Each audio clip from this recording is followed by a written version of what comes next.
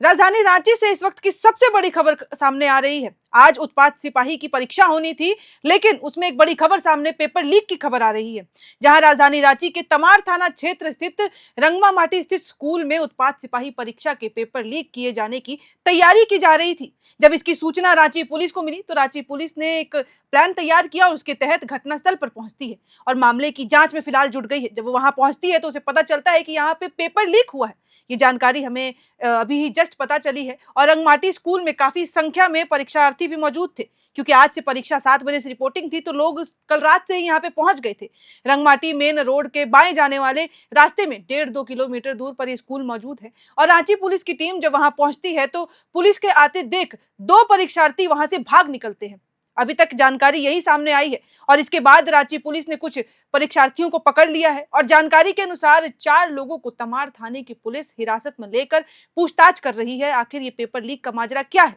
सूत्रों के अनुसार रांची पुलिस की स्कूल में मौजूद कुछ इलेक्ट्रॉनिक डिवाइस लेकर उसकी जांच कर रही है। इस मामले में रांची के ग्रामीण एसपी प्रवीण पुष्कर ने बताया कि पेपर लीक संबंधी सूचना मिलने पर पुलिस हर बिंदु की गहन जांच कर रही है कि आखिरकार ये पेपर लीक किस तरीके से हुआ। आपको बता दूं कि उत्पाद सिपाही का जो परीक्षा है वो एक चर्चित परीक्षा है झारखंड में, जो कि 2023 से ही कराए जाने की कोशिश की जा रही थी, लेकिन अब तक पेपर नहीं हो पा रहा था। बार बार कुछ कारण हो जा रहे थे। इन पेपर में इतने विवाद हुए हैं कि इस उत्पाद सिपाही के पेपर ने काफी ज्यादा सुर्खियां बटोर ली। आपको बता दूं कि 2023 से ही इस पेपर की तैयारी की जा रही थी और उसके बाद इसका फिजिकल टेस्ट होता है बड़ी मुश्किल से, और जब वो फिजिकल टेस्ट भी हुआ वो सितंबर में 22 अगस्त से लेकर 4 सितंबर के बीच किया जाता है 2024 में, जहां पे फिर से एक विवाद खड़ा हो जाता है। इतनी संख्या में अभ्यर्थी जो थे वो मौजूद थे कि वहां पे घटना हो जाती है जिसमें कई लोगों की मौत हो जाती है, जिसके बाद से विवाद और भी ज्यादा बढ़ जाता है। फिर इसके अंदर मुख्यमंत्री हेमंत सोरेन के बयान आते हैं, वो कई ज्यादा मुआवजे की बात करते हैं कि जिन छात्रों की अभ्यर्थियों की मौत हुई है उनको मुआवजा दिया जाएगी, सहायता की जाएगी। लेकिन इन विवादों से हटकर जब अंत में रिटर्न टेस्ट की बारी आती है तो उसमें भी रिटर्न टेस्ट इतनी आसानी से नहीं होता। वो रिटर्न टेस्ट की तारीख इस साल के 22 मार्च को पहले तय की जाती है और जब 22 मार्च करीब आने लगता है तो उसके कुछ समय पहले ही यह ऐलान किया कर दिया जाता है कि अब ये पेपर जो है वो अप्रैल में किया जाएगा। फिर अप्रैल 14 को तारीख फिक्स की जाती है और जब अप्रैल शुरू होता है तो फिर से ये 14 तारीख को हटाकर 12 अप्रैल को एग्जाम कर दिया जाता है। अब ये तमाड़ का मामला है जहां पे ऐसा पेपर लीक समझ जो है वो सामने आ रहा है।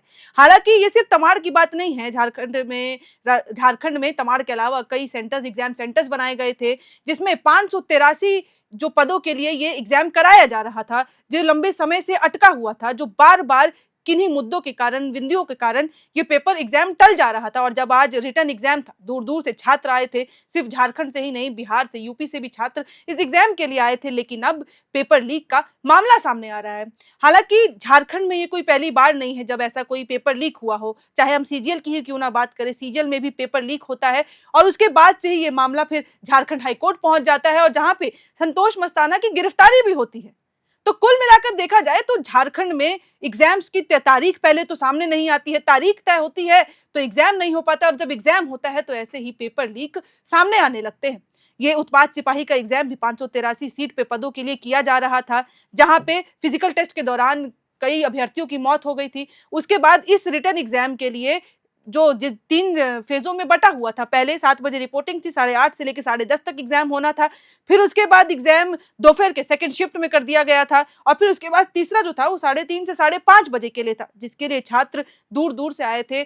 एग्जाम सेंटर पर वो रात से ही रुके हुए थे, ना छात्रों के पास रहने के लिए कमरा था, ना होटल थे, ना चादर थे। वही ठंड में और रांची के इस मौसम में वो बाहर एग्जाम का इंतजार कर रहे थे।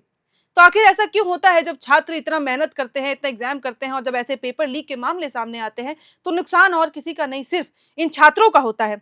मैं आपको बता दूं कि ये अभ्यर्थी जो है इस तमाड़ जिले के अलावा बोकारो, देवघर, धनबाद, दुमका, पूर्वी सिंहभूम, खूंटी, रामगढ़ और रांची में ये सेंटर जो है वो तैयार किए गए थे, जहां पे 583 पदों के लिए नियुक्ति का प्रयास किया जा रहा था। पूर्व में ये एग्जाम की जो प्रक्रिया है, मैं आपको बता दूं कि वर्ष 2023 में तीसरी बार ये प्रतियोगिता परीक्षा का विज्ञापन जारी किया गया था। फिर 2024 में इसका फिजिकल टेस्ट होता है और फिर रिटर्न एग्जाम जो है वो 12 अप्रैल 2026 को आयोजित किया जाता है, लेकिन अब उसमें भी पेपर लीक हो गया है। तो क्या कुछ मामला है? हालांकि अब रांची पुलिस वहां पहुंच चुकी है, उन्होंने पुष्टि की जब वो वहां पे घटनास्थल पर पहुंचते हैं तो 2 परीक्षार्थी जो है वो वहां से भाग निकलते हैं।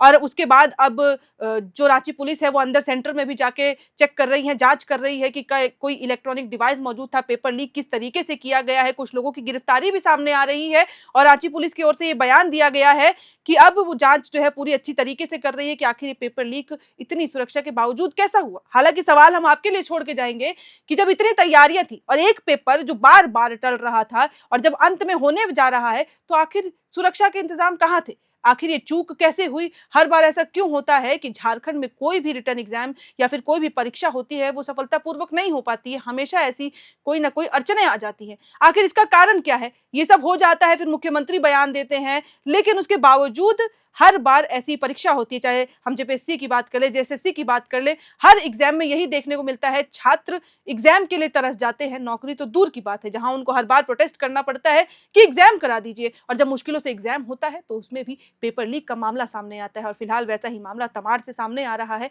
जहां पे ऐसा पेपर लीक होने की संभावना है। अगर तमाड़ में ऐसा हो सकता है तो जाहिर सी बात है ये जो और सेंटर्स है वहां पे भी ऐसी समस्याएं सामने आ सकती हैं। फिलहाल इस वीडियो में इतना ही। देखने वाली बात ये होगी कि पुलिस जो है किस तरीके से जांच करती है, इसमें क्या कुछ अपडेट अब सामने आता है। जैसे ही कुछ अपडेट आएगा हम आपके साथ साझा करते रहेंगे। तब तक के लिए बने रहें एयरनाउ के साथ।